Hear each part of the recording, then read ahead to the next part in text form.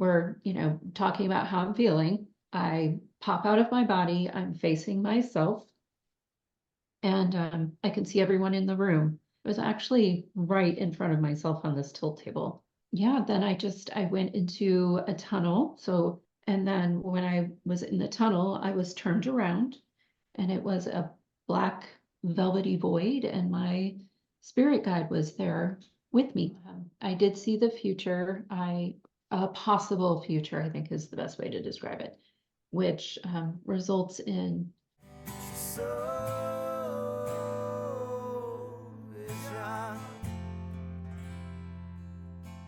Hey everybody. Wow. This is episode number 50 of The Soul Inspired. I want to thank all the followers, fans, people who've subscribed, shared the content, listened in, got involved in the comments and had discussions. To the guests, you guys are amazing. You've made this channel what it is because it's your life and your experiences. And I appreciate it. And I just want to take a moment and send that gratitude towards you as well. So thank you, everybody. This episode marks episode number 50. So enjoy it. It's a good one. Thanks again, everybody. I want to welcome everybody back to another episode of Soul Inspired. I'm very excited today to be speaking with Angela Harris. I've been looking forward to this episode. She had an NDE back in 2015, and she is the director of IANDS, which is the International Association of Near-Death Studies. Thank you so much, Angela, for being here with me today. yes, thank you for the invitation. It's an honor. I appreciate it. I was saying before we started recording that you're the first person I've talked to who's been kind of a leader in the IANDS group. And I do speak with people who have spoken at IANDS conferences and things like that. I've had a few on now at this point, but it's a little different when you're talking to someone who's around it all the time. So I'm just excited to talk to you. So what I usually dig in right away and just try to go back to, I believe, because from what I've seen, did you have spirituality in your life before 2015, or was that when everything shifted for you? There's actually two aspects to that. One is that at the time of my NDE, I was not practicing any religion. I wasn't practicing any kind of spirituality. There was no meditation. I was just rolling along in life with two little kids and a husband and a full-time job. And that really filled up every single space of my life. When I was younger, I would go to church with my grandmother. So I did have exposure there. When I was in high school, I went to church with some friends, but none of it ever really stuck. It always felt, I don't know, just, I wouldn't say it didn't feel wrong. It's that I couldn't connect to it in the right way. Whenever I would be sitting in church and there would be talk about what could be defined as dogma, I just wanted to shake it off. It wasn't comfortable for me. And now that I've had an NDE and I've spoken to a lot of people, I've read a lot, I'm involved with our sharing groups, I've come to understand that it's because when I was a child, I had an NDE. I had fallen, I had hit my head, I bled out on the sofa in the living room, or, bled enough to cause me to pass to the other side and have an experience. But at the time, I didn't know how to explain that. I didn't know who to talk about it with. And so I just kind of ignored it. What I've realized is that that opened me up at a very young age to this whole understanding of who we truly are. Unfortunately, I didn't find the words for that until after my experience in 2015, because I never took the time to explore it. And I do really feel strongly that since the pandemic and Zoom and being able to have all these meetings and these discussions and these podcasts that are going out around the world, that it's much easier to find information on that. I suspect if even when I was a teenager, if I had thought, wow, I had this experience when I was a kid, I want to explore it more, I'm not sure I would have been able to find enough to make me understand what had happened and be able to talk about it in a way that would have changed the direction that I was going in. So yeah, Right. that's the two different sides of it there, right? That I was having spiritual experiences the whole time. Now I can look back Mhm. and say, oh, wow, okay. I understand that so much better now that I have the language for it and the community to talk with about it. Because I didn't have that then, until 2015, it was all just kind of tucked away. Okay. Wow. Okay. So you actually had two NDEs then. You had one when you were a child and the one went in 2015. And so right away, going to ask you this question. You Did you remember having the NDE as a child after the 2015 event?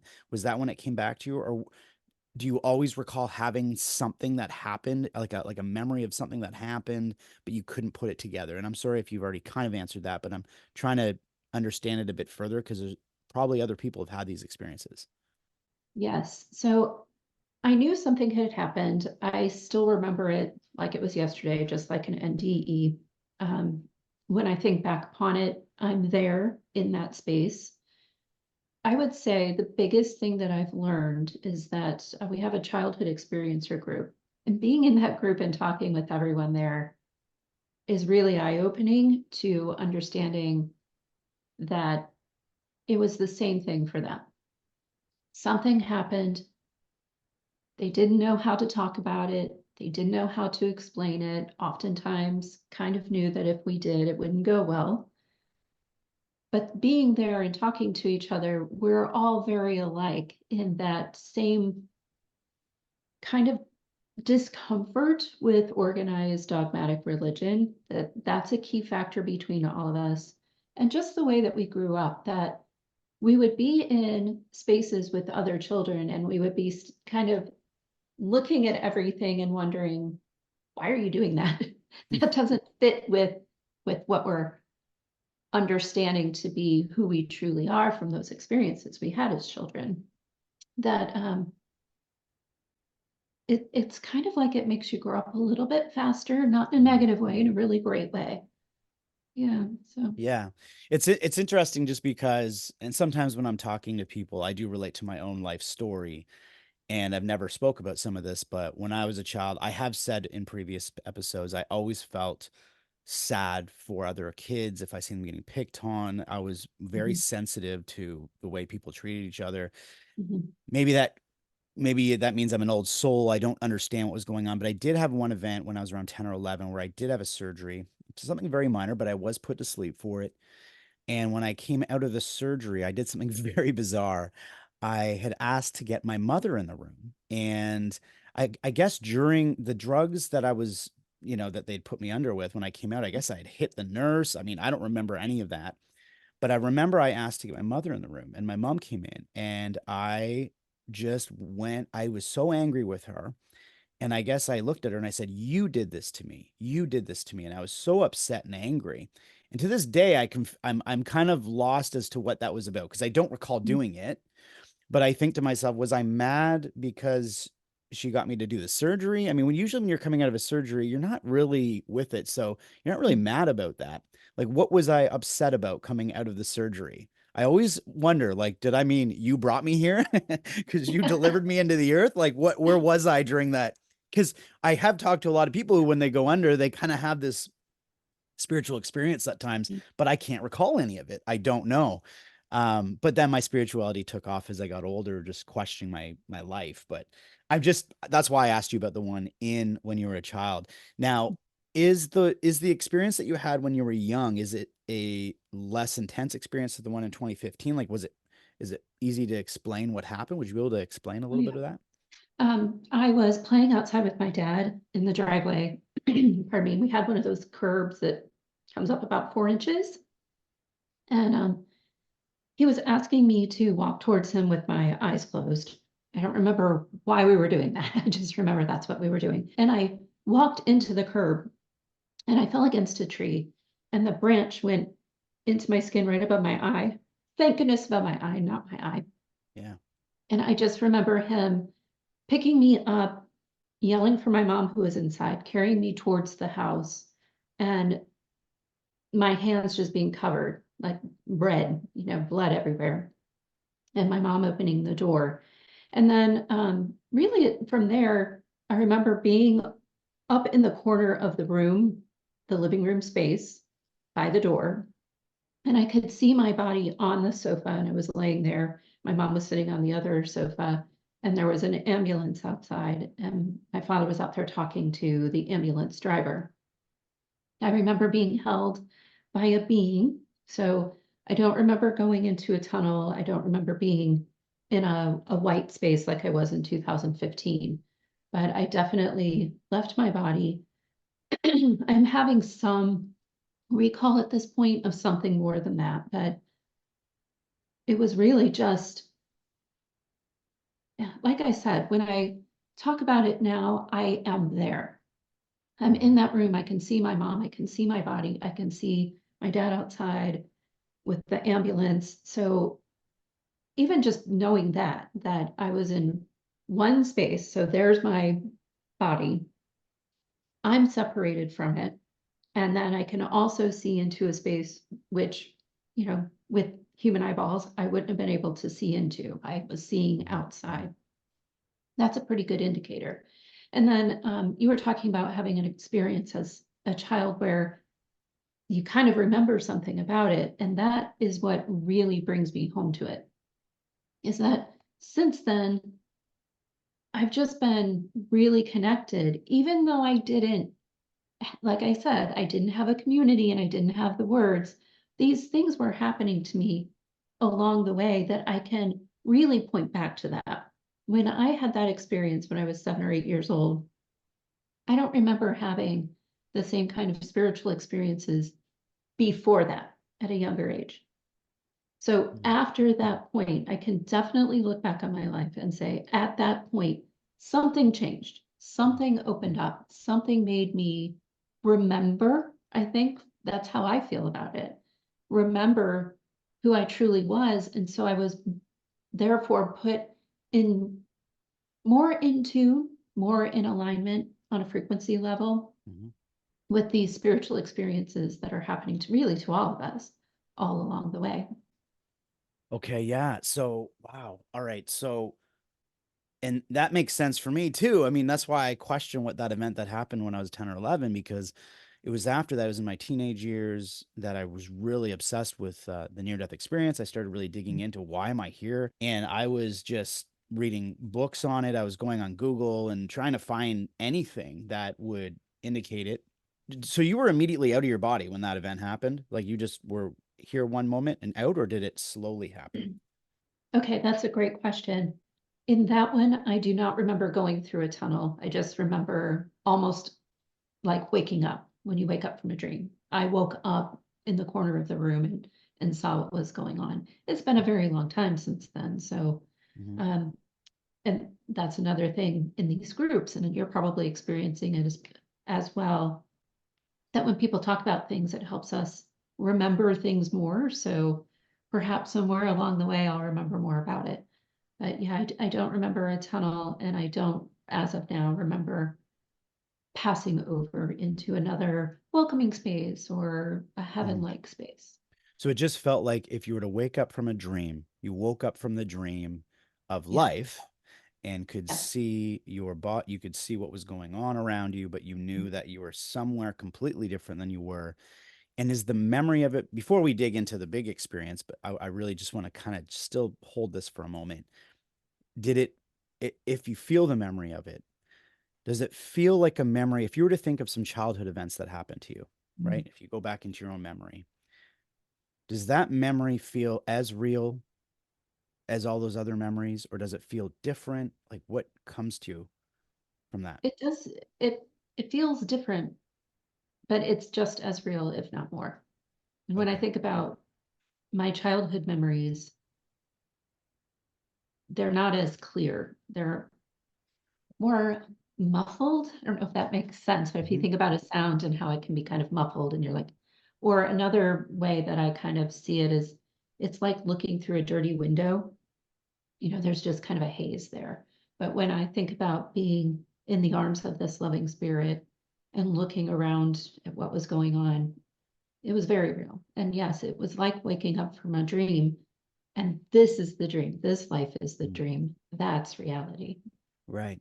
Which is really interesting because I mean, I've been doing this about 5 months, maybe 6 months now, talking to different people. And the more, and I already had this feeling before, but the more I do this, I feel like, we go to sleep every night, we have this dream. Sometimes in our dreams, we have memories, we come back. Then I hear about people who go on the other side and they see these things that we also have here on Earth, but the things here on Earth aren't as alive as they were there. Like a blade of grass, for instance, or a bird in a tree, and I go, so is this the muddy dream of our actual reality? And I question that a lot because it's like we've brought things here from that place, but they aren't quite the same. And I really am just seeing this. So the big thing with me when I talk to people like yourself is I really take a lot of notes. And the reason is because it helps me retain my memory of what the experience was. And then the more notes I take and the similarities I see, it really opens up my own idea of what's going on. And I'm sure you, being someone who's in, the director at IANDS, you get to hear all kinds of experiences. So you likely see similarities and differences between people's experiences. So we'll dive in further a little bit now into what happened. So you had that experience as a child. You live your life. Were in between the time when you were a child and this next experience in 2015. Were you more highly influenced in any religions or anything that would have influenced what was coming? I'm curious about that. Yeah, actually, I took a religions course in college, so it was comparative religions. And the person who taught it actually at that time was consulting with the US government. So, a really great resource in all these different kinds of religions all across the world, all throughout time on Earth, to clarify that. Wow. Um, and I would say that Buddhism, Taoism, those are two things that really connected with me. And even now, when um, am exploring, especially early on after my experience when I started exploring religions, I still came back to those. They just align for me very closely with what I experienced on the other side. It's a Okay. very open, welcoming, and the practices of the meditation as well, I think really help me go back into that space to open back up to the other side and be able to really listen more clearly to what my guides on the other side are trying to express to me. Okay, so you've seen in experience in going through the education of religions that Buddhism is what felt connected to you more so. Mhm. And this is before the 2015 event. Is that correct? Yes, it is. Mhm. Okay. So so you had this childhood experience, you're going through life, we all do, and taking religion courses, and this is the one that just spoke to you and right away you connected to it. And you said you're still exploring it, right? Mhm. So okay, let's lead up to 2015. What was going on in your life? How did this happen, if you don't mind me asking? Mm. Yes, I was teaching fourth grade and I loved it. But in the life of a teacher, you basically stand up all day long every day. There's really Hmm. not much sitting down, right? You're monitoring the kids, so you're walking past their desks, you're out at recess, you're at lunch. It's very on your feet kind of job. And I was not feeling well in the afternoons. I was really crashing. My thinking wasn't clear. I was really struggling. So one day I went to the school nurse who took one look at me and she said, "Can I take your blood pressure?" And it was really high. It was like 158 over 86 or somewhere in there, when normally my blood pressure would be like 116. So she wanted me to go to my family doctor immediately and get evaluated, but teachers don't do that because we have our charges and we want to stay with them and make sure they get through the day okay. And so I told her, no, I think I'll be fine. I'm going to go back to my room. And she just said, well, if you start to feel worse, call me. Right. Well, that time of the afternoon when I would usually struggle the most, I really, really wasn't feeling well. And so I did call her and she came to the room and my blood pressure had gone up to 186. Wow. And so she actually wouldn't let me leave. I went to the hospital in an ambulance, and we have been struggling. And when I say we, Scott and I had been struggling actually for quite a while with these weird health issues. So here I am having a blood pressure issue while I'm at work. But before that, I'd had gastroenterological issues. I'd been to a cardiologist in the past because when I was younger, I would get palpitations. So I went to see someone then, and they put me on medication, and they said I had a murmur. And when in reality, it was a neurological problem. But because I wasn't going to a neurologist, no one was diagnosing it. So here I am at school. I'm having a heart issue, a high blood pressure issue. And I get to the hospital and they send me to a cardiologist who basically finds nothing because it's not my heart, it's Right. my neurology. So eventually I get to a neurologist, and they evaluate me. They immediately say, well, you have this thing called essential tremor, and it has this whole other suite of symptoms. So it's basically Parkinson's with a slower progression rate and a different source. So it's caused by a particular type of cell in my cerebellum called a Purkinje cell. Mm. And because your neurology is all over your body, that's why I was having all these other kind of side symptoms.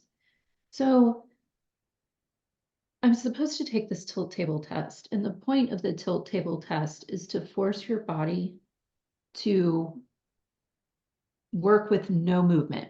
The reason for that is that every time we move our legs, we wiggle around in our seat, and I talk a lot with my hands, probably because of this. It helps pump your blood. Mm-hmm. So if you strap your arms down and you strap your legs down, you can't move, then your brain and your heart and your body all have to talk to each other to keep things going. You can't force your body to do what it needs to do through movement. But tilt tables are few and far between. So it was about a year that I had to wait to have this test. I finally am in there, I'm having the test, and I'm on the tilt table, not feeling well. I can't see any of the equipment, but they keep asking, what's going on? How do you feel? And all I can describe is I don't feel well. And then I was on the other side of myself. So we're, talking about how I'm feeling. I pop out of my body, I'm facing myself, and I can see everyone in the room.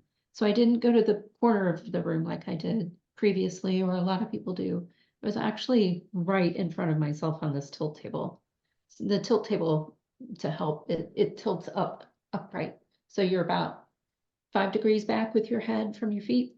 Mm-hmm. And yeah, then I went into a tunnel. So I felt movement. I felt movement backwards. And then when I was in the tunnel, I was turned around, and it was a black velvety void, and my spirit guide was there with me. Would you like me to keep going?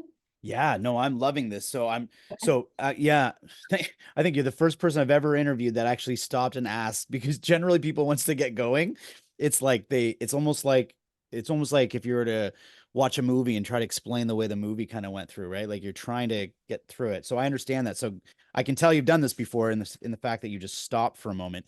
Um, Let me ask one quick question before you continue, because you're at this moment where you said you're going backwards through the tunnel. Yes. You went Well, backwards through the tunnel. not really backwards through the tunnel, more that so when I came out of my body and flipped around, or I don't know, my soul came out backwards. I can't describe Right. that. Whatever the physics behind that is. Right.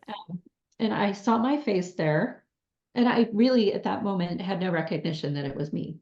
And then my husband, I saw Scott, and I was like, oh, there's Scott. I felt all that love pouring out. I saw Wow. the doctor. I felt the nurse actually get up. So she was sitting in front of me on the tilt table. And I felt her get up and kind of go through me and Oh, start moving around to help resuscitate me. Yeah. Then I just moved backwards so I could feel that movement, could see it, of course, because my soul was moving, and I could see that distance growing between where I was and the people and equipment in the room. Mhm. But then it was like an instantaneous switch, and I was in the black velvety void, and I was there side by side with my guide, and we were moving forward. So I Wow. wasn't facing my guide. She was there, and then I would turn and look at her. Okay, so you're an acrobatic spiritual Yeah, body because you're doing these turns and everything. All jokes aside, you come out, you don't recognize yourself. That's really yeah, interesting. yeah, So you're just like, what is that? That's who is that kind of thing, but you recognize the loved ones, which is really interesting when you talk about, when people talk about blueprints and how they sometimes, pick who they're going to be with in their life, family, parents, siblings, spouses. They have different spouses. It's interesting how you recognize your spouse more so than your own self. um Maybe because you were more aware of who was coming into your life in this area that you were in, this spiritual uh place. Does that make sense? yeah, yeah, probably. Yeah, I'm just wondering about that. So it's just because so many times people will say they look at their body and they go, "What? Oh, goodbye. Whatever that thing is, Yeah, I don't need that." there's Um, no connection there. It was like, yeah, oh, all right. that's fascinating. Okay, so and did it feel like so before you talk about what happened once you were in that place?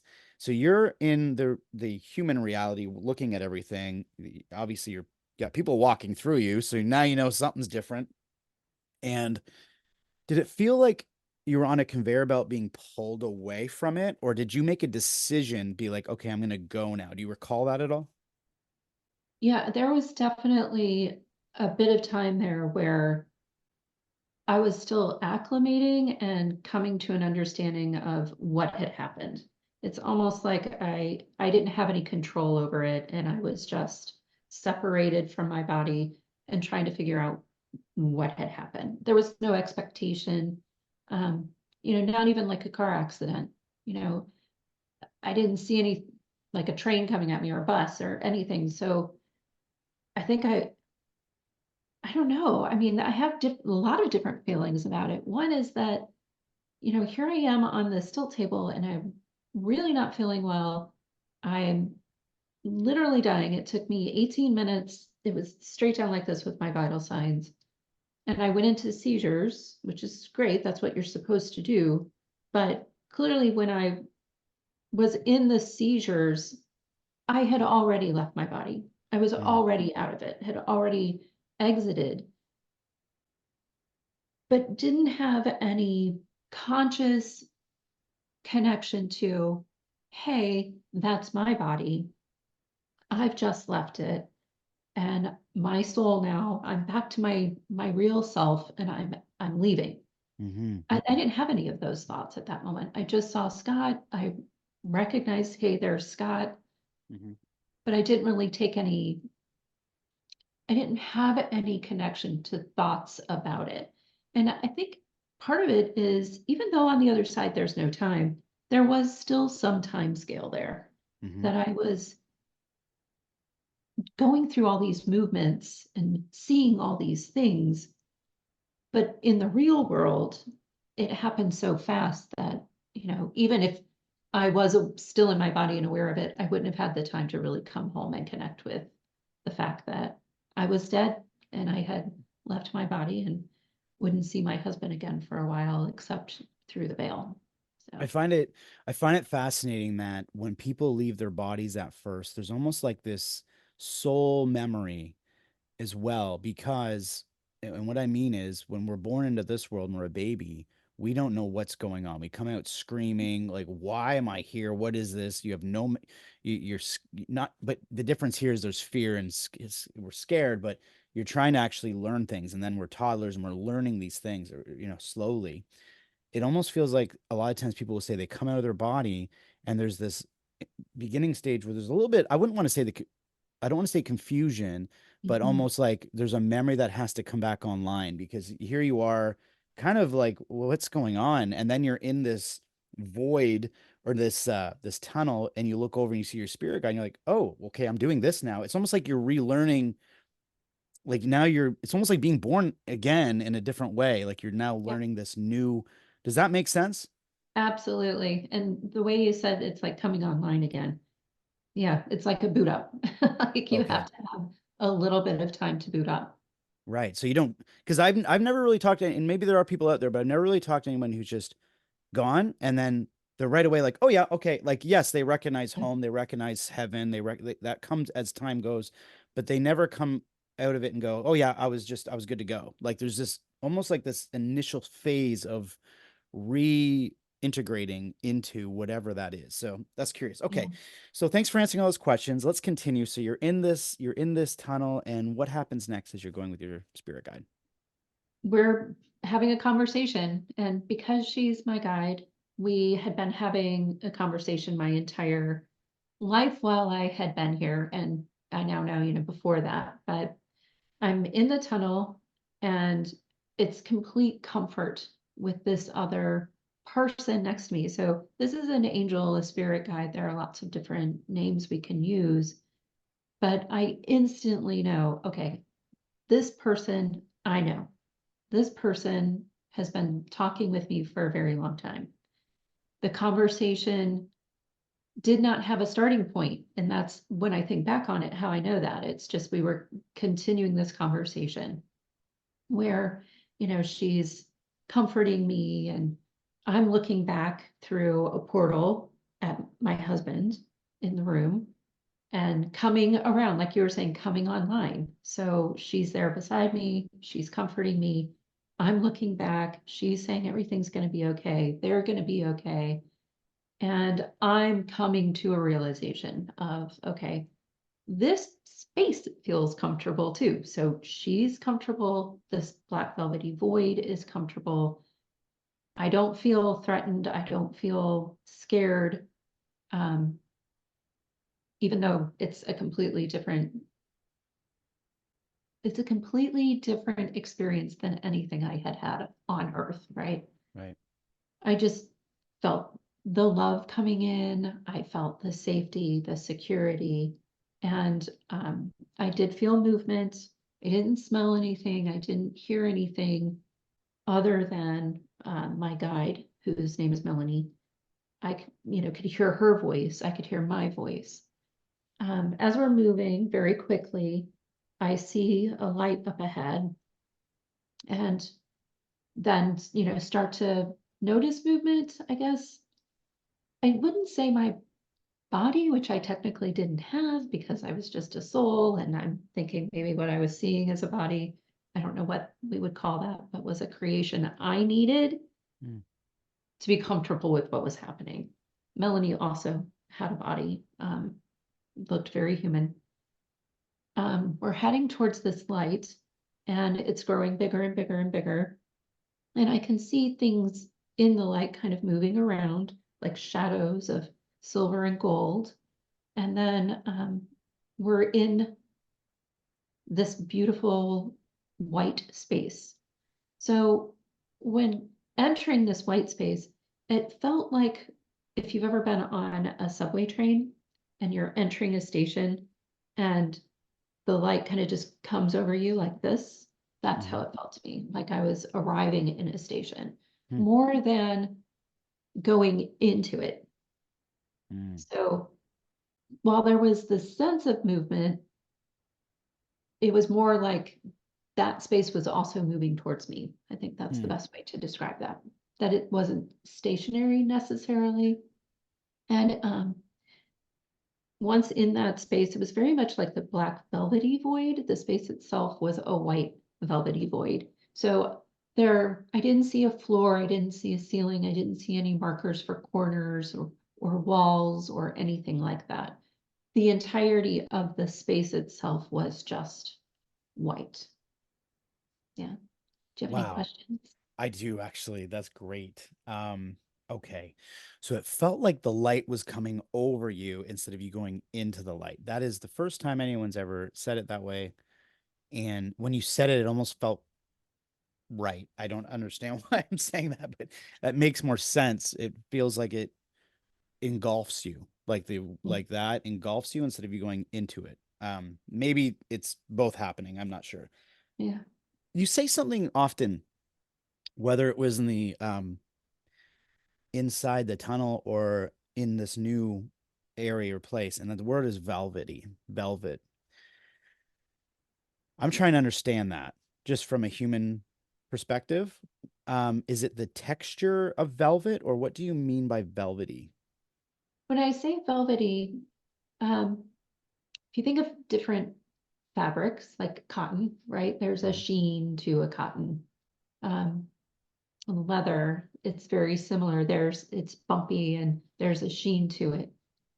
This didn't have any sheen to it. It was Mm, more like a cotton ball, more like a cloud in the sky, more like a velvet, and velvet just feels right to me. Soft, warm, um, you can kind of sink your fingers into it. mm. That's how it felt to me. Oh, I like that. In a cloud, it had um, more density to it than a cloud, Right. but had the look kind of like a cloud. Yeah, and I really didn't see anything that would indicate a, something you could go up and touch. Right. I think that's Okay. a good way to describe it. Yeah. One thing that I love that you're doing is you're really trying to explain it. A lot of people, when I'm asking questions, they'll say there's almost like no words to explain the experience. And there probably is other things that happen that you've tried to understand or explain that it's so difficult to explain because our brains can't actually comprehend the difference between the two Right. places. That's why I want to know about the velvet. The other thing is the word void. A lot of people hear the word void. I hear the word void, and there is like a fear. There's a fear that comes over like Yeah. void. It's like sounds like, oh my gosh, like nothingness. Like what does that mean? Hmm. And I wonder why people use that word void when they're explaining their NDE. What does that mean to you, the word void?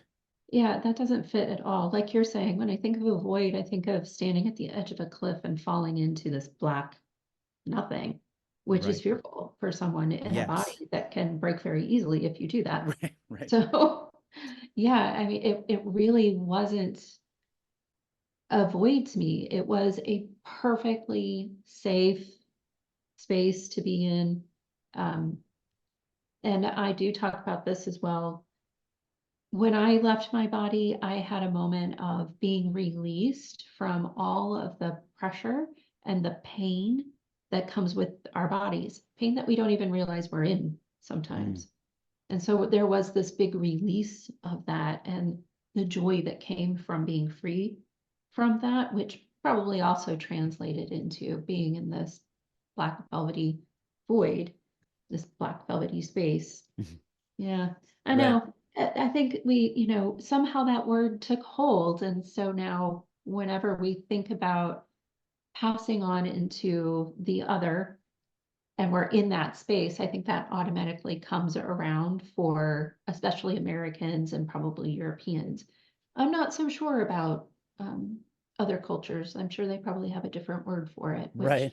would be Yeah. more appropriate. Yeah, yeah, yeah. I do hear that word void a lot, and I think it's like I said just previous to that is that we're trying to explain it from a humanistic standpoint, but it doesn't always mesh. It's kind of like when people say, "I don't even like the word God anymore because it Yeah. doesn't mean like it's so much bigger than that." And I'll be like, "What do you mean bigger?" And they're like, "See that I can't explain." And then, but I think it's interesting to really try to dig in deep with this stuff. So okay, so you answered the question. I was going to ask you if there was fear. You said there was no fear, even when you were looking back at your husband, and you're like, okay, but there wasn't like a fear. It was more like a observance. It sounds like you're observing Yeah. that, and you're wondering why are you leaving that, but then at the same time, you're like, okay, but this feels good too, and there's something comforting about this. So you're coming up to this point. The light engulfs you. You're there, still with Melanie, your spirit guide, and what happens after that? My family is there, so family and friends that had crossed over. A lot of times people will ask, did you see anyone who was still alive on this side? And I did not. Everyone who greeted me were people who had already transitioned. I had aunts and uncles there. I had a friend from elementary school there. I had all my grandparents were there, and they looked the way that I remembered them. So when they greeted me, they looked just like they did when they were here on Earth. Melanie was beside me, and there was a space between where I was and where my family was. There wasn't a physical barrier there, no gate or doorway or anything like that. Like I said, the space I was in, it was me, Melanie, and these people who had come to greet me. And in that kind of part of the conversation where people want to know, could you go into heaven and come back? No, I really felt like I was kind of locked in place. I could go and I could hug my family members. I could, get a pat on the back and kiss them on the cheek, but I couldn't be with them. There was something there,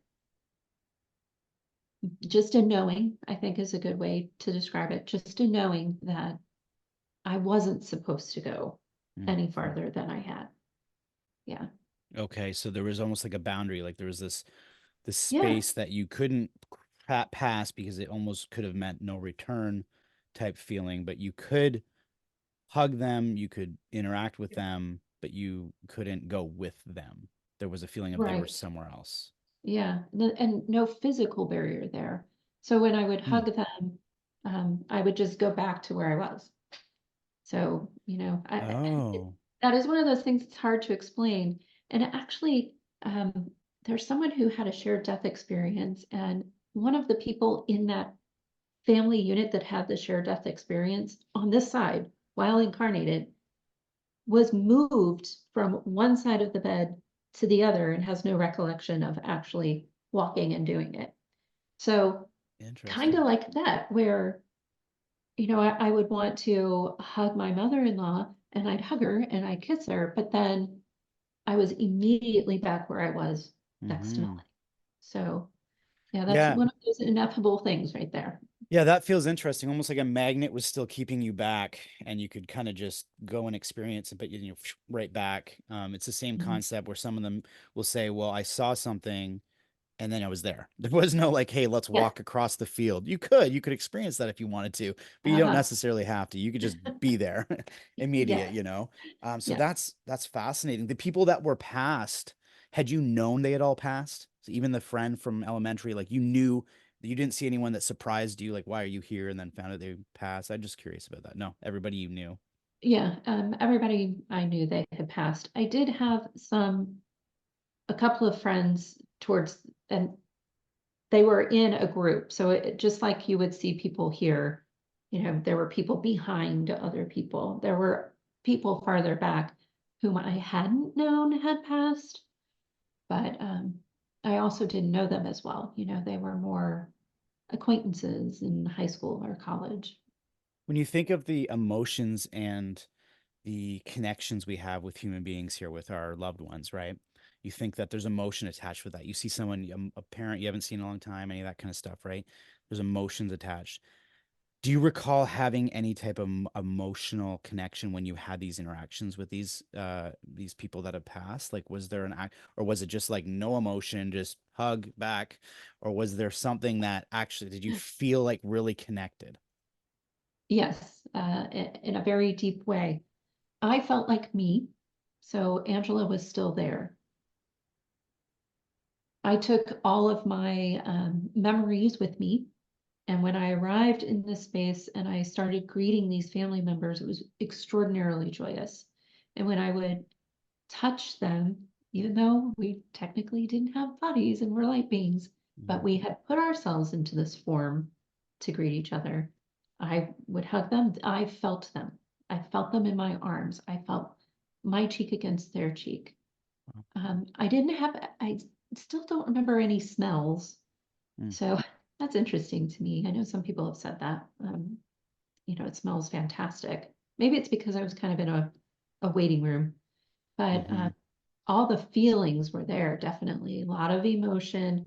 And when I would touch them, I was right back in my life with them. So Mm. they would have a memory, and I would be in that memory fully and completely with them as myself and as them. So I could feel both sides of the emotions there. Um, and it was always, kind of the big memories is that's what was occurring in that space. So it wasn't like a full life review with each individual person. It was more like these really special moments we had had together. And I think the most beautiful part of that is being able to be the other person, not just to see it from their perspective, but to feel what I gave to them, Mm. because I already got to enjoy what they gave to me. So it was a round with that, like music in the round. Yeah. You would just go from one to the other together, hand in hand, with your emotions and your memories. That's Just, fascinating. So yeah, it's almost, that's almost like one of those life, what do you call it when you see your whole life flash before you when yeah, you pass, like a life review, but you were having these with the people that were in your life or had passed. yeah. So you'd hug them. And was there a recognition of hey, I'm here, or hey, it's good Mm. to see you again? Like, was there anything where like, oh my gosh, can you believe this? Like, it was there anything like that? Yeah. Yeah, when I arrived, I definitely kind of had that wake up moment of, oh, here's all my family. And I started, it's all kind of happening at once. So it's really hard to put it in a timeline that's understandable. But I arrived in the room, I had the recognition of, oh, here's my family. And as that's occurring, then I'm also remembering who I really am and where I'm really from. And it's like my entire consciousness would then start asking questions. And when I would kind of have that question pop up, it's what you were talking about earlier. I would go into this, I call it the river of knowledge. That's what it felt like to me. Like I was standing there and I could think about anything and instantly see it, Mm. hear it, be it. That rush of memory coming back to me is what made me realize, oh, wow, okay, I think I'm dead. And it was like that. It was like so dismissive. Oh, Wow. I think I'm dead. Huh. And then I would think, well, what about this? What about that? What about my family? Think about my family. A portal in that white space would open up, and there's Scott in that room in the hospital with the doctor. Think Mm. about my kids, same thing. Portal would open up. There are my kids sitting on the floor at home.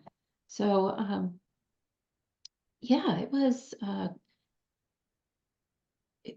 I've actually gotten so off track, I forgot what you asked. No, yeah, you answered it. It was just whether or not there was kind of like this recognition of like, wow, Yeah, like this is actually occurring. Maybe the way I could have said it was it almost like a realization, oh, I still exist? Or did you just already know? Did when you were in that space, were you just like, oh yes, how could I forgot? Like, or was it like, yeah. oh, I've always questioned if I still exist, and here's my answer, and oh my goodness, like I guess that's what I'm trying to get to. Yes, yeah, all of that. Yeah, I mean, it was all, oh wait, what am I doing here? Oh wait, this is where I'm really from. Oh, this is home. That was the big one. Home. You'll hear a Mm-hmm. lot of experience use that word. Mm-hmm. I come home, um, and again, thinking about the family, recognizing that my family's there to greet me, and then also thinking about, oh wait, okay, so I'm this soul that's a part of this big, vast thing that where I most recently was called God, but there are all these other names for it. And I was able then to kind of access through this cosmic consciousness, this understanding that, and it's a very common way to talk about it, and it's from Hinduism and Buddhism, that I'm just a drop in this enormous ocean, experiencing all that there is to experience through all of these different lives that I'm living. And that's the key word there too, living. So I'm living this life here now, Mm-hmm. but I also saw that I'm living other lives elsewhere, experiencing things Mm-hmm. elsewhere. That's a big aspect of the one. So when we think about we're all one, when you're here in this body, and I certainly still feel it frequently, one can't be what one is there. And I'm going to digress a little bit here. That's part of, being in that moment and having that realization of we're all one and I'm home.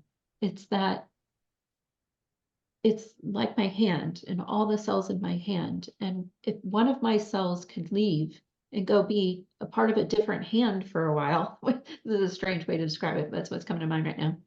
And then that little cell decides, you know what, that was really great and fun, and I learned a lot. I'm going to take all that knowledge back, and I'm going to put it back over here in this hand. That's kind of what it's like, that's the Yep. realization I had, is this life compared to the other side, because there's no time or space, is instantaneous.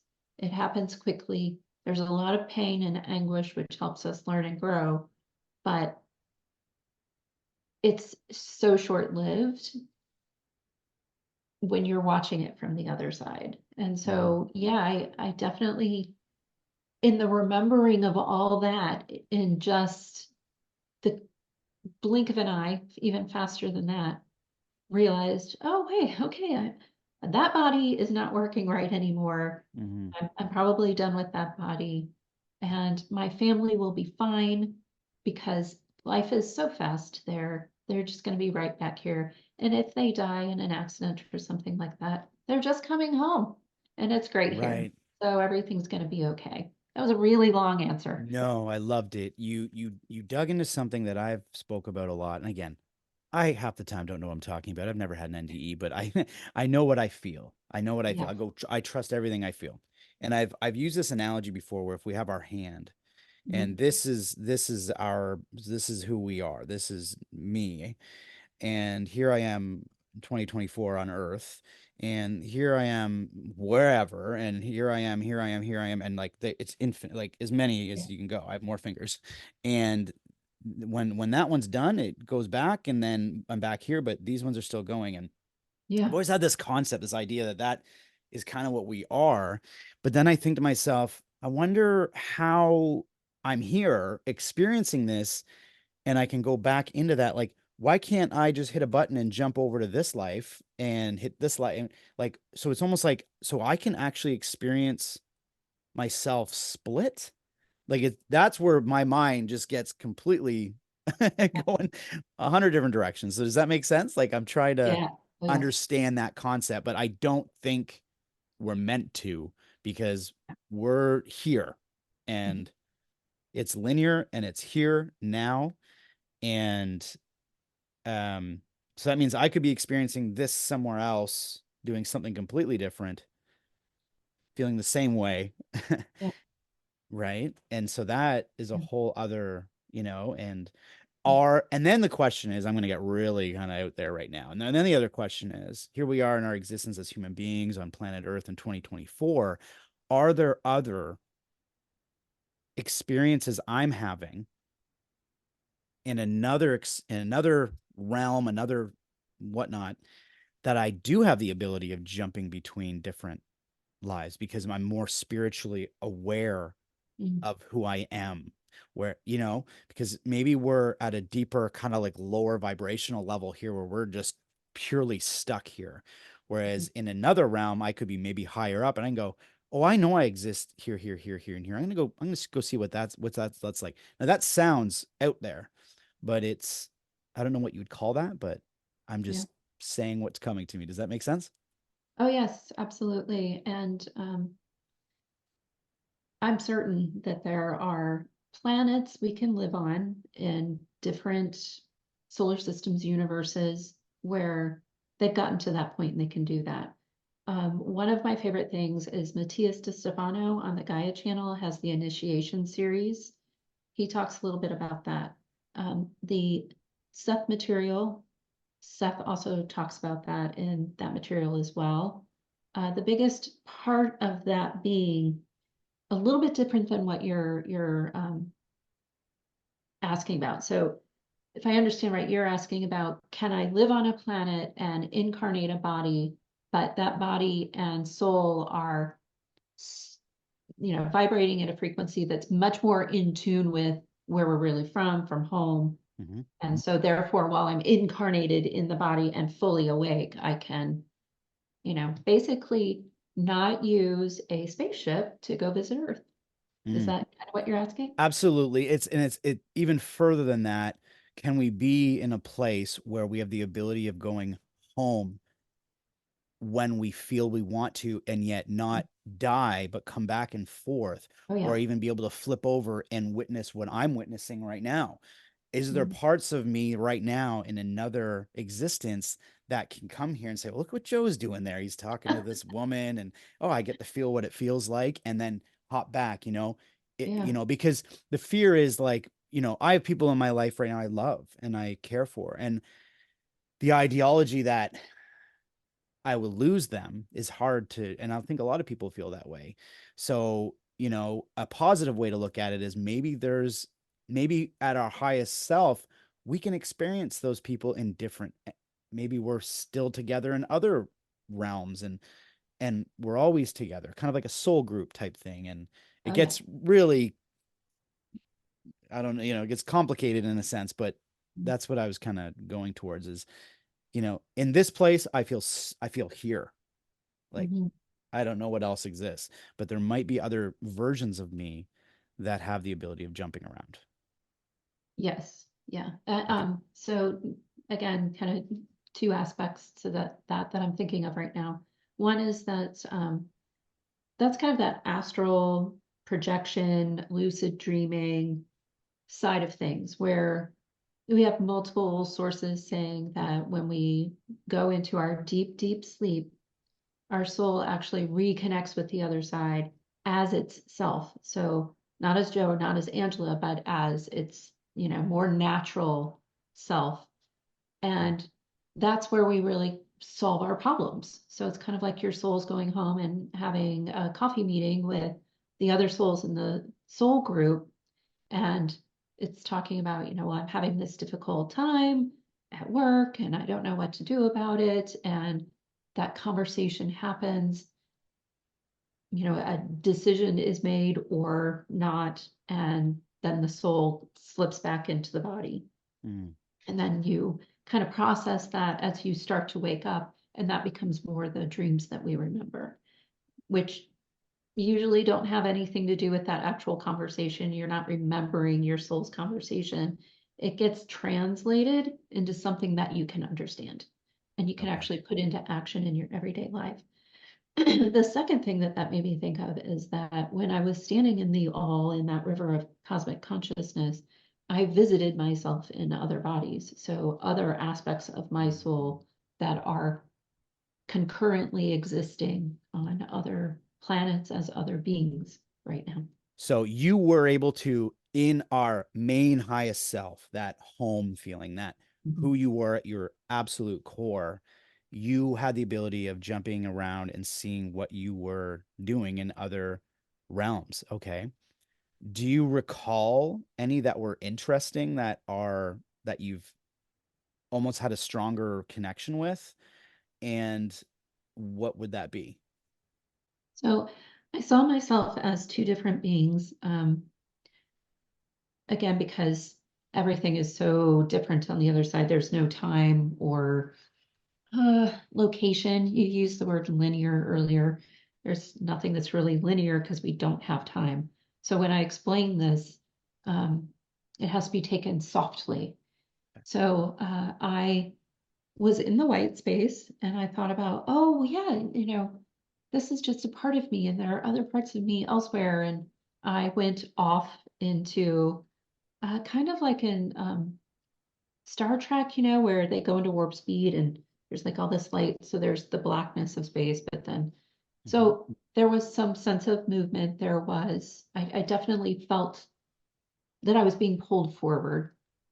Um, and that I was going through not what would probably be described as heaven, but more like, some sort of universe somewhere. And I came right upon, kind of like going into the white space where it's like suddenly there, came right upon this beautiful blue being that felt female to me. And we just had a very quick moment of recognition. So I came in over the shoulder of this beautiful blue being that's to describe no hair, like a pool blue, the skin that was in the light, but the skin that would be in shadow, even though I didn't see a light around this being, was more cobalt blue, very diminutive, very narrow shoulder, very small shoulder, long, slender neck, an oval face with more of a pointy chin, a soft, rounded nose, not the bony kind of protuberance that we have for our noses, but softer, big eyes that were also blue. And just like I said, a moment of recognition of, oh, hey, nice to see you. And then I was pulled backwards. I didn't see anything around this being. I can feel that there was more there, but I really just saw like a black shroud around this being. So I thought about this quite a bit. Right now, from what I know, I suspect that I didn't, you know, for lack of a better word, physically go into the space where this being exists, but it was much more of like a mind connection or a connection through the cosmic, you know, frequencies that we have. And that's why I didn't really see anything around her. I feel comfortable using her. Yeah. And then I felt that I was being pulled backwards. And then I shot forward again and I did the exact same kind of motions where I came in kind of over the left shoulder of a different being, recognizing that that was me. I felt that I was in a different dimension and I don't know where to start. So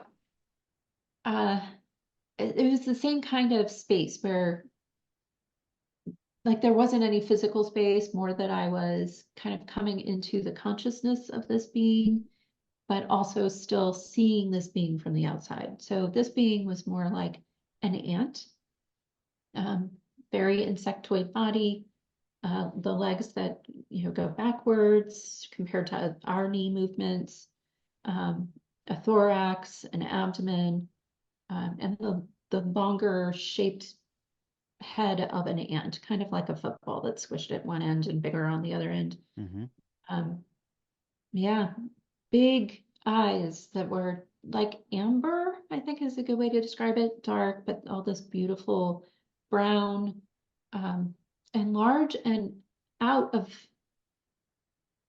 the skull area, because I could see like light reflected on the eye, even though there was no light. I mean, can you see where it starts to get really weird and hard to explain? Yeah. That was a beautiful moment though. Here is this, what felt like probably 8 foot tall being. I mean, much larger than the blue being I just saw. And, from my Angela self inside my squishy body right now, that would be pretty terrifying, but it wasn't at all. It was just, hey, here I am doing a do in a different body. Cool. See you later. I mean, seriously, it was kind of like that. Right. So, And, that could really go back to the idea of why we find movies like Star Wars interesting. Or you look at, where they go, there's a part in one of the Star Wars, they go into Anakin Skywalker goes into this bar, and I'm not even a big Star Wars guy, but I remember this. And there's all these different beings, and some of them look like big ants, and some of them look like, and you go, well, that was kind of a weird concept. Where'd that come from?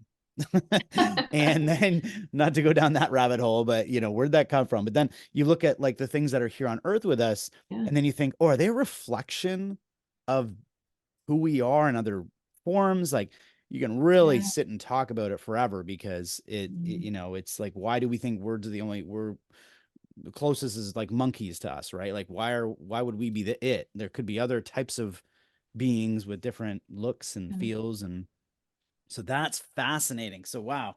So you didn't actually jump in and experience those moments and become those individuals, but you felt connected to them in a sense of, that is me, or could be me in this other form, having these experiences. And then at the same time, you don't know if those entities are of a higher vibration. And if they are maybe more connected to your higher self, in the sense of they could maybe jump in and out. See, I do feel like here on Earth, we're such a low frequency vibration. This is just what I'm getting from people I talk to, that we don't connect to our higher self as well as we could be. And hopefully we are moving in that direction. But I really do believe there's probably other versions of ourselves, if that is what is going on, that are definitely more connected. We can come in and out, understand who we are at a deeper core. And this is probably why the things like meditation and all these things are so important, to really try to get ourselves back online with that to keep growing and spiritually. Okay, really interesting stuff. So, did that happen? Like, have we lost any time that happened in the experience? Because you're talking to your family, you're seeing them, and then now we were just talking about this other aspect of your NDE. Yeah. Maybe just I'll let you talk for a little bit on kind of how things progressed and happened after that. Yeah. So I greeted my family. I shared memories with them. And then as I was sharing those memories with them, was also thinking about things, right? Like we do now, it didn't feel any different. And those kinds of things would come to mind. So that's why it's hard to like put it in a line and just this happened, then that happened, and then the other, because it was kind of all happening at once. I was on that tilt table. So it took 18 minutes to actually get to this experience on the tilt table. As soon as I went into seizures, they lowered the table and I started to revive. So I was out for about 32 seconds. So all this happened in the course of 32 seconds here on Earth. Um, yeah, so I had these experiences with my family. I had some great memories come back with them. I saw myself as these two other beings. I also, as I was thinking about my children, was seeing this. I did not see this with my husband. I only saw it with my children, but it was like a flipping back and forth, um, where I would see them as they were when they were young, but I would also see them as they would become when they were older. Mm. And one of the things I share is that I was seeing my daughter at the time, Lily, who's my oldest child, flickering back and forth, but the flicker was of a man. And I had some hints as this child was growing up that she liked boy things. Like when we would go shopping, I was an excited mom and wanted to buy all the cute frilly dresses. Mhm. That's not what Lily wanted. Lily wanted the cargo shorts and wanted to go for walks and stick frogs and sticks and rocks and all kinds of things. So, my washing machine was always clanky because of some rock that had gotten lost somewhere. And since then, Lily has transitioned to Adam. Mm. So I saw that change coming when I was there. I also saw, because you can see all of the past and you can see the future, but it's according to where you are in time right in that moment, right? Mhm. So I did see the future. A possible future, I think, is the best way to describe it, which results in another world type war, of which a little bit is already going on. And it's all centered on immigration. So migrants moving to new areas and then, you know, using up the affordable housing, and then people who are native to that area can't get affordable housing, and all this negativity starts to build and surround the situation. But eventually we get to a point where we are more in tune with who we really truly are and understand that these differences are valuable and important and need to be respected, and we all learn to live together in a much more comfortable situation. What I saw was actually a real decrease in the population on the planet, and living in smaller urban-esque areas. Not, if you think about like New York or Houston or Chicago and how you've got all this suburban spread, the suburban spread isn't there anymore. It's that it's more like living in Europe. That's the best way to describe it, Mhm. where people choose to live in a smaller downtown area so that they can have a lot of nature and farmland around them, rather than building all these subdivisions in this space.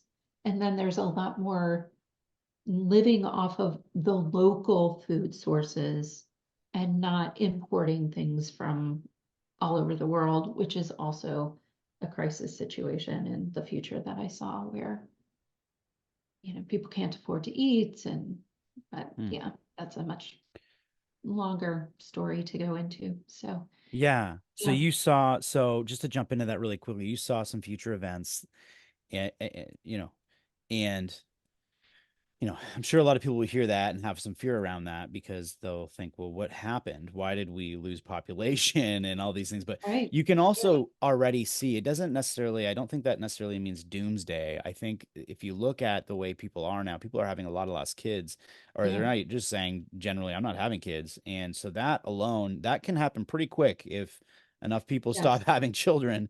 Mhm. And that is surrounding the price of living. That's surrounding all the things that we're already going through now.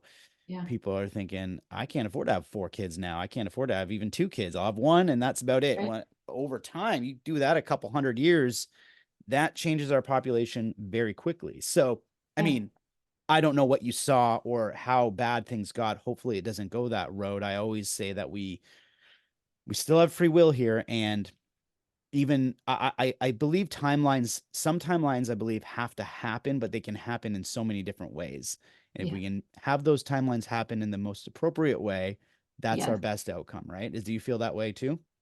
yes. And you are exactly right. So the populations in Europe are already declining. The population of China is declining. And it's because of those reasons. The most expensive vehicle I drive right now is my grocery cart. Right. It's just a reality. Right. So I completely understand when my children who are growing up are saying, well, I don't know if I can afford an apartment. I'm not sure if I'm going to be able to afford food on a Mm, college degree. That's pretty right. scary. And Yeah. I can certainly understand then where they would want to delay or not have children. Yeah. So you see that happening more. So you did see that back in 2015, and that was really before a big influx of immigration and all these things. I mean, it was probably starting, but I think it's really taken a big change. So I don't know what else you saw around that.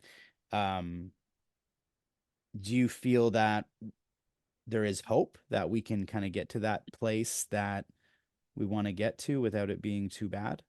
Oh yeah, I'm confident that that's where we will eventually go. Yeah. And will you and I see it? No, I don't think so. I think we're quite a long ways from having that kind of comfort. And what I saw of the surface of the earth was so different, which would indicate there was a lot of time lapse there. I don't remember that time lapse. There are certainly a lot of things I don't remember after coming back. I lost a lot and had to come back to it. We talked earlier about, the veil and how the veil is a big piece of being here. It's a requirement. If we remembered who we truly were, if we, if every person came into being with the understanding that you could pull the ripcord at any moment and go back home, Hmm. I think we wouldn't get the depth of learning out of life that we do by being separated from that knowledge and Hmm. being able to explore, and this makes my thoughts go to, why are there bad people? And why is life hard? Because that's what you came here to do. We came here to have pain and suffering. It sounds so strange. No one It wants does. to hear it, Right. but it's a part of the game. It's a Yeah. part of the process. And so are those people that, are very different than you are, than I am, that are making choices that make you scratch your head and wonder, why the heck are you doing that? That doesn't make Right. any sense to me. That's just a part of the process. And Yeah. helping to grow not just you, but all of us together because we're literally one. We Mm. are all aspects of one entity, one being that's out here in these different galaxies, different universes, exploring and playing. Why do you believe then, just really quickly, if the veil is the veil, and some people will say the veil is thinning, these types of concepts and ideas of that may not completely erase, because if it was gone, you're right. We'd all be like, okay, bye. This is too hard. I'm going home. You need Yep. something that keeps us grounded here. But the question would be then, like, who am I? Why am I doing this show? Why am I bringing people and guests on the show? And why are we bringing more awareness to the world of these things? Is it so we can get a little bit closer, but not quite know it, just understanding of who we become so that we can actually live more harmoniously on in the world? Is that what, because I feel like I look back at, like, I want to get someone who's really skilled in like the Egyptian times or something. You Oh, look at yeah. different times that we've existed, and at times they almost seem more connected spiritually. And it's like, what happened? Where did we, there's definitely some weird moments in our existence that changed. Hmm. And maybe that's where we're heading. Is that what you would say? Like, why are we more in tune with these NDEs? Why is that important in this if the veil can't thin completely? Mm. Um, One name you might want to write down as far as the history aspect of it. So he studies religion throughout history. His name is Gregory Shushan. So it's Shushan. He's got a couple of books out. He's amazing. And then going to your question, which is kind of what's our purpose here question, and that's to get yourself back to who you truly are. So my experience in life and my understanding from my experience going home is that we live in this very dichotomous situation where, and I think everyone has these thoughts. I certainly do. So I'm speaking for myself here, where, you know, I want to be sometimes the Angela that I was before the NDE Angela, Mm, and just say it the way I'm thinking it, right? Because yeah, that person's still in there. right. Oh yeah. And then here comes the Angela after the NDE chasing that other Angela down saying, no, Yeah, do that no. now. Yeah, Right. don't do that now, because Mm, you can see from your experience that that has this butterfly effect, right? That it goes beyond just that person. It goes mm, into that person's life and all the people in that person's life. And it's burned into all of existence. And Dolores Cannon would even say that just me still having that thought of, ooh, well, let me tell you what, that's bad. Like, I'm really trying to get rid of that stuff, but it's mhm. deeply embedded in us, and it's unfortunately fed to us 24 hours a day through news and media and Facebook and TikTok and all of those things. So, yeah, I mean, I really feel strongly that we are here to serve each other, and in service to each other, that service being to help us learn and grow as one creature, Mm, that we are also trying to be the most authentic version of our soul that we can be. So letting our soul out to play and have fun, and doing it in a very loving, compassionate way, so that you're serving the people around you, but you're also serving yourself. And to explain a little bit more about serving the people around you, that goes back to the soul groups, that we plan these lives together, and that, I'm serving a role not just for me so that I can learn and grow, but so that my husband can learn and grow, who mm, might be me in the next life and I might be him in the next life, or we might be our kids, who knows? right. But when we're planning these lives, from what I've learned from everyone who accessed that information, is that you are setting some goals for yourself. You're saying, well, in the last life this happened, in the next life, I want to combat that. So I need to have these things happen to me while Mhm. I'm living, because I think that's going to get me there. Well, you can't do all that on your own. You have to have other people in your life, and those are your soul family, and they're then also here providing those experiences for you so that you can have that experience to learn and grow from.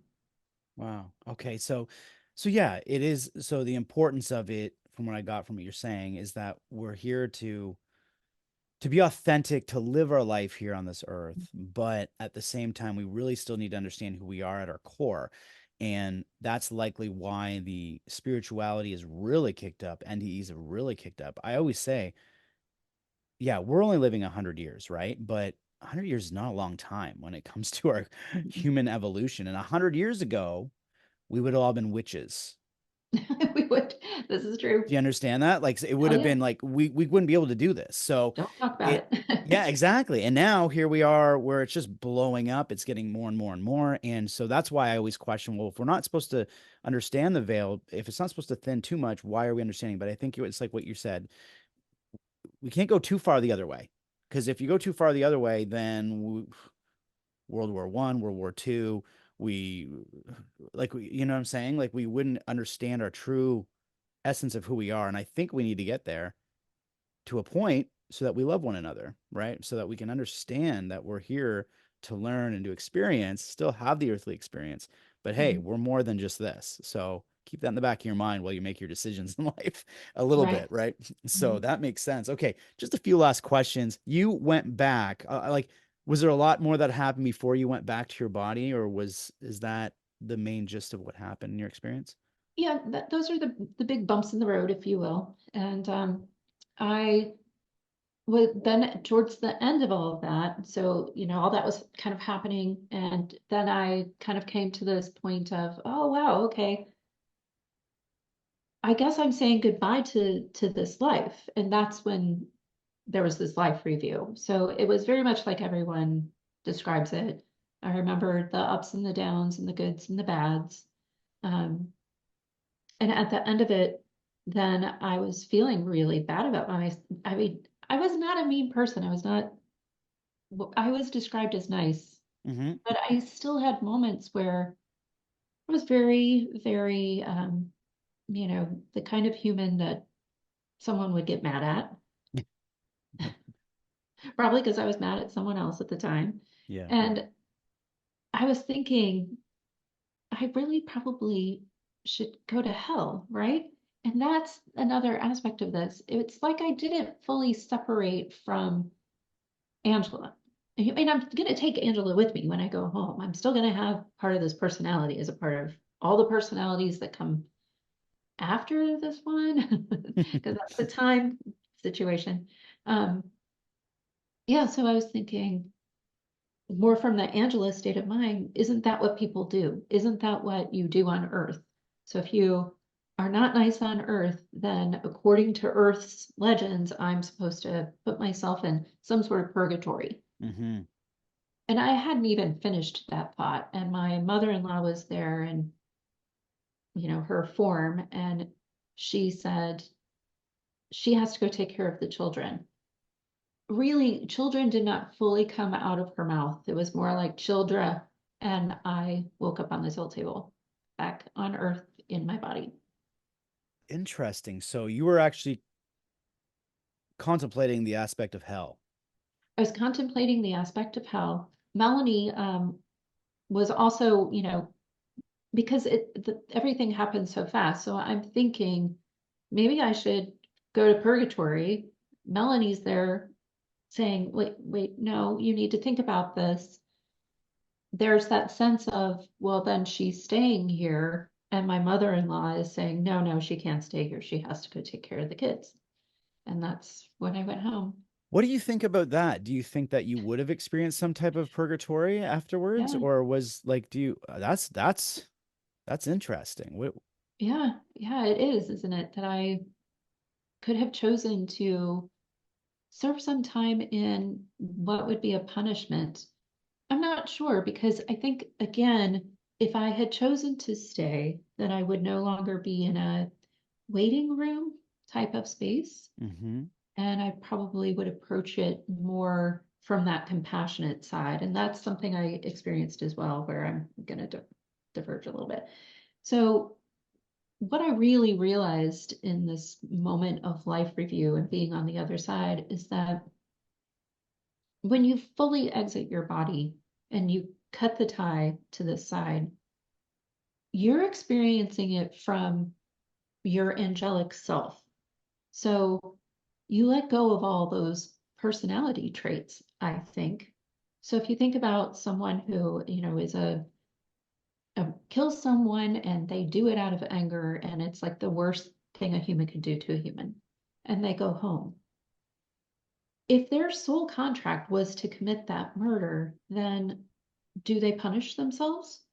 Mm. Because they're looking at themselves from their angelic point of view, and are they then saying, wow, I did a really good job with that. That person that I was trying to serve that had to grow and learn from that experience, or multiple people did. I did what I was supposed to do. They got what they wanted out of it. I Mm. did a good job. Right. So that comes back to the idea of, possibly, I don't know the answer to this, but that it all comes down to intention. And if your Yeah, intention through life is bad, then you probably will want to punish yourself after. If your intention is good, but bad things happen, why would you punish yourself? Because your yeah, intention was always from a good place. So that's a real interesting thing. We don't know the answers to it, but I think that's what makes most sense to me is why would I punish myself if my intention was to be a good to give a good experience to people in my life, you know? yeah. So then you came back and your life changed clearly. You now are a director of IANDS. What is, can you explain a little bit about what you do with that, just so the listeners understand what a director of IANDS Yeah. does? So it's the International Association for Near-Death Studies. It's been around for more than 40 years. It was started by a group of doctors who had had brushes with experiences like this, so near-death and related experiences. And they wanted a space where they could talk freely and openly about it. It was after Raymond Moody's book had come out, so um, there was an opening in culture for this. And they wanted to provide a space for people who are having these experiences most often, have a brush with staying in the hospital. Around 2019, started a new portion of IANDS. It's called Groups and Events. And that was started by Chuck Swedrock and Nicole Gruhl. And it's been absolutely fantastic.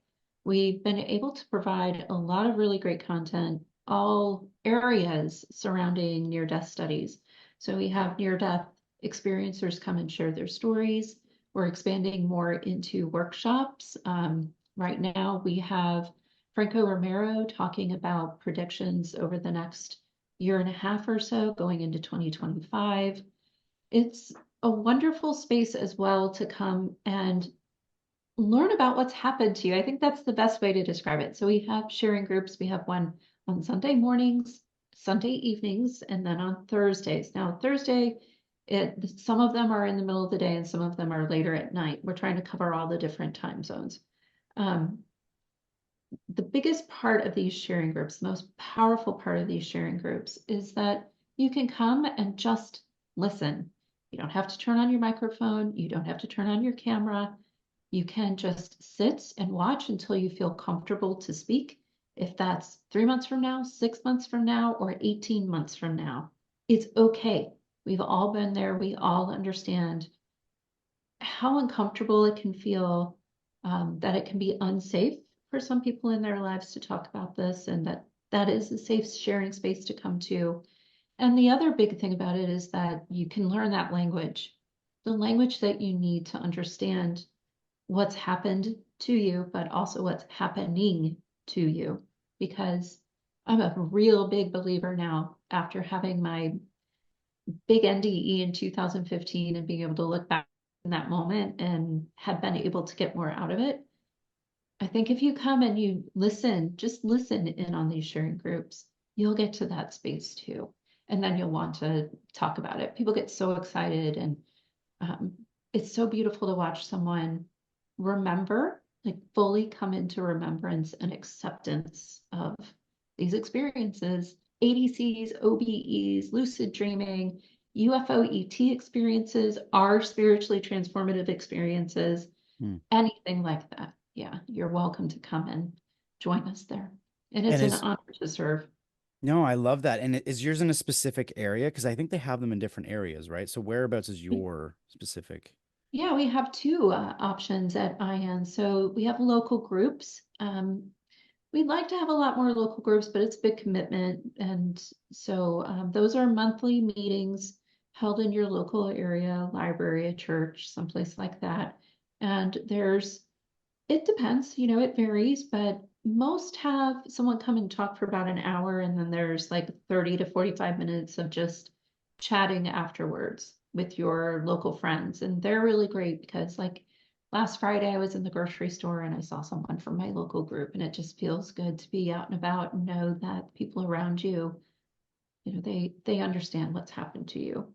And then the part that I help manage with the beautiful team of people, that's the online version. So it's virtual talks and virtual sharing groups. Okay. So there's online and Mhm. in person now. That's great. Okay. So that's great. So, and that's one of the big changes is even if you can't get out to one of these things, you can Yeah. go online. And, I've always said this before. There's some people who are talking in their 70s, but their experience was when they were 12 years old because it's Yeah. such a personal thing. And I can understand that. I can't imagine it. Had my own spiritual experiences, and now I'm telling more about those things, but an NDE is a big thing. So it's great that you do that. Thanks for sharing all of what you do, your experience and everything with everyone. I always leave and end my episodes with one question, and I'm really curious about your answer to this one. You've kind of answered it probably about 5 times, but what comes to you first when I just say to you, why are we here? We're here to love one another. Full stop. So love one another. That's the main reason why we come here. Yep. Oh, You, that's you great. come here, yep, to be love, to give love. Yeah. Well, I love that. Thanks so much for being on. Um, I usually just turn to the camera and say, please like, share, and subscribe so we can keep the mission going with Soul Inspired. It's been great. It's been inspiring Yeah, having you on, and I I really loved appreciate our it. talk. I loved it a Good lot. deep So conversation. thanks so much for being on today. Yeah, I hope I get to meet you in person sometime.